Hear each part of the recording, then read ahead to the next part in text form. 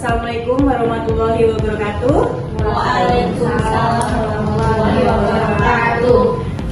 Untuk Bapak, Ibu, Koordinator SU, Ibu Intan, dan rekan-rekan sekalian, perkenalkan, saya Wiwin dari kelompok 1. Saya akan menjadi moderator dalam diskusi hari ini. Topik yang akan dibahas adalah gambaran EKG. Baiklah, tanpa basa-basi, mari kita mulai. Kepada Kak Putri, dipersilakan. Baik, terima kasih Kak Wiwin dan juga kepada teman-teman semua. Perkenalkan, saya Putri, mewakili kelompok 1, akan membawakan presentasi mengenai gambaran EKG pada sindrom coronary acute atau SCA. Sebelumnya teman-teman sudah tahu tentang gambaran EKG yang STEMI itu seperti apa? Mungkin ada yang tahu? Untuk mengefisienkan waktu, mungkin kita mulai saja ya presentasinya.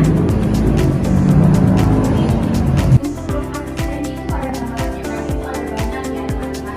Untuk di 1, 3, dan FX itu dinamai dengan inferior.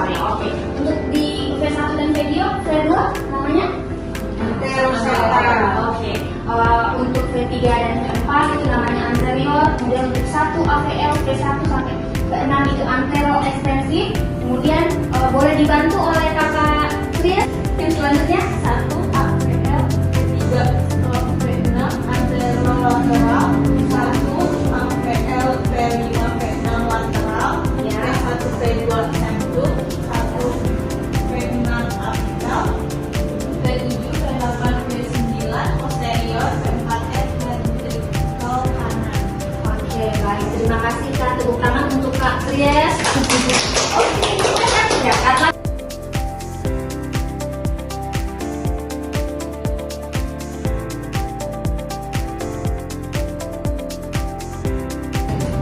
sindrom coronary acute atau SCA, kondisi iskemik miokard akut dan atau infark karena pengurangan mendadak dalam aliran darah koroner. Ini Muntaha 2015.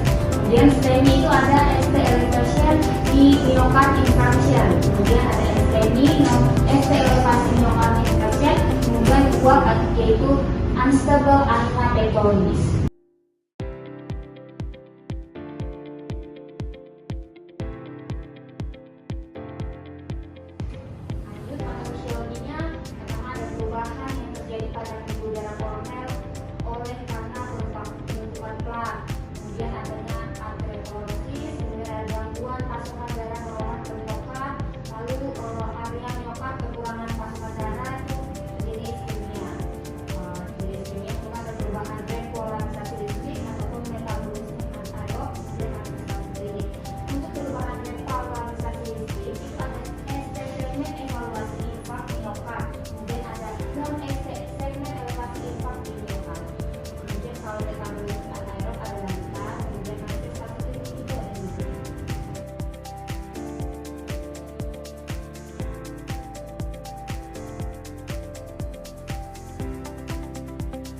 Tanda dan gejalanya apa aja nih? Kalau klinis ada nyeri dada, selain nyeri dada ada yang tahu nggak selain nyeri dada? Keringat dingin. Nah, terus biasanya nyerinya menjalan ke punggung belakang, itu sebelah kiri ya. Kemudian untuk laboratorium ada pemeriksaan CK, CKIP atau troponin T atau troponin I juga bisa. Kemudian terlihat lagi dari pelanggaran EKG-nya yang dibilang tadi adanya ST elevasi di minimal 2 lead yang berdekatan, minimal ya, berarti kalau lebih dari 2 berarti lebih bagus lagi kan.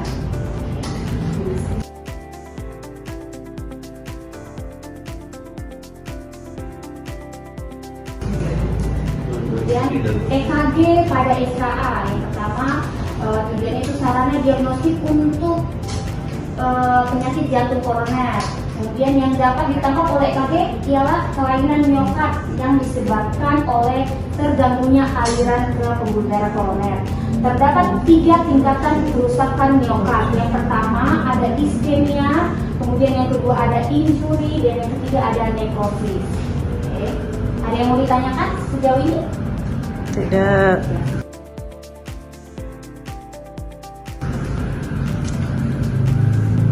Nah, minus untuk perubahan EKG, klasifikasi gambaran EKG pada pasien SKA. Yang pertama ada ST elevasi atau LPDB yang baru, kemudian yang kedua ada ST depresi atau ST inversi yang dinamis, kemudian yang ketiga ada EKG non diagnostik.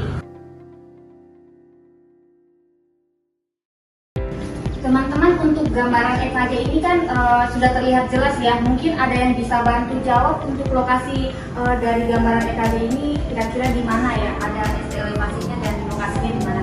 Boleh dibantu oleh Bunda Wiwi mungkin?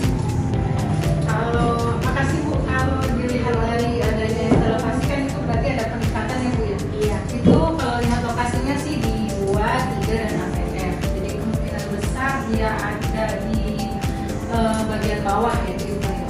Oke, tepuk tangan untuk Bunda Wiwi. Kasih hadiah Pak. Kasih. Ya, terima kasih. Oke.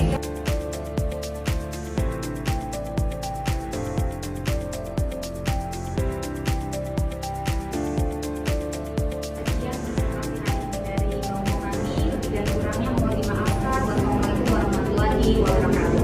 Waalaikumsalam warahmatullahi Saya kembalikan ke moderator, silakan. Baik, Bapak Ibu dan teman-teman, setelah presentasi selesai, kita akan mengadakan sesi tanya jawab. Silakan untuk Bapak Ibu dan teman-teman yang ingin bertanya, kami persilakan. Modalnya saya mau tanya, Ya, Kak Adeline. ya saya Adeline dari unit OPD mau tanya, kalau misalnya di lapangan kita ketemu pasien dengan eskalasi di satu aja, itu bisa jadi tolak ukur ini nggak sih? Jadi tolak ukur eskalasi. Oh sih, Maksudnya serangan jantung. maksudnya Ukur ya. bahwa itu kemungkinan pasiennya serangan jantung. ada lagi nggak? Baik, untuk pertanyaan dari Kak Adeline, kami tampung dulu. Ada pertanyaan lagi untuk yang kedua? Oh ya Pak, oke, silakan. Saya mau nanya Kak, saya Chris dari rawat inap. Mau nanya kalau misalnya ada pasien serangan jantung tapi menolak untuk dilakukan primary PCI, apa tindakan yang akan kita lakukan? Baiklah, terima kasih Kak Adeline dan Kak Kris. Nanti coba dengan Kak Putri dijawab ya pertanyaannya. Ya, silakan Kak Putri. Oke, baik. Terima kasih untuk keadaan pertanyaannya sangat bagus sekali. Mungkin saya bisa dibantu dengan teman-teman untuk menjawab pertanyaan dari Kak Adeline ini ya. Kalau yang tadi dijelaskan sama Kak Putri kan syaratnya harus 2 yang berhubungan kan, misalnya kayak inspektor berarti kan 2, 3, 5 atau enggak 3 dengan PN. Kemungkinan yang disertai pun begitu. Kalaupun kita menemukan 1, tidak menutup kemungkinan kita akan combine dengan enzim jantungnya. Biasanya pasien-pasien serangan di IGD itu akan dicek enzim jantungnya. Kalau memang ada peningkatan atau enggak belum, biasanya evaluasi serial EKG dengan enzim jantung 1-2 jam sampai diobservasi di IGD. Itu aja sih. Oke, baik. Terima kasih. Gimana Kak? Sudah jelas ya. Harus ada syaratnya adalah harus ada 2 lead yang berdekatan atau berhubungan ya. Ditambah dengan pemeriksaan enzim jantungnya. Oke, pertanyaan berikutnya, bila ada pasien yang serangan jantung tapi menolak untuk tindakan primary PCI ya, apa yang harus kita lakukan? Kita bicara dengan keluarga, edukasi tetap nomor 1, sampaikan bahaya dari serangan jantung ini. Terus kita tetap menyampaikan kalau primary PCI itu yang utama, tapi tetap balik lagi ke keluarga. Bila mereka nggak mau, berarti kita harus tawarkan opsi lain, misalnya trombolistik itu ya. Dan itu kan posisinya sudah sesuai dengan permintaan dokter kan biasanya. Nah, nanti kalau tetap juga nggak mau, kita bisa buat namanya form penolakan ya kalau nggak salah. Mungkin kalau ada yang bisa tambahkan silakan.